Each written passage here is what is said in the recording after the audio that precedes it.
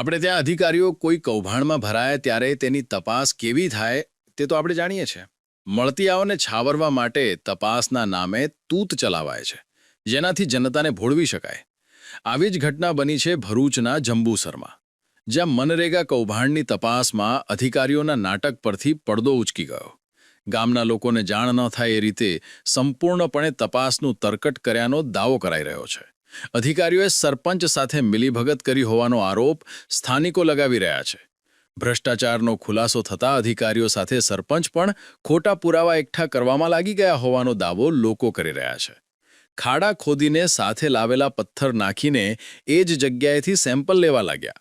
Sample લેવાના કામમાં નાટકનો video ગ્રામજનોએ પુરાવા તરીકે રજૂ કર્યો. રાત્રે તપાસના નામે ચાલતા નાટકને જોઈને લોકોએ હોબાળો કર્યો.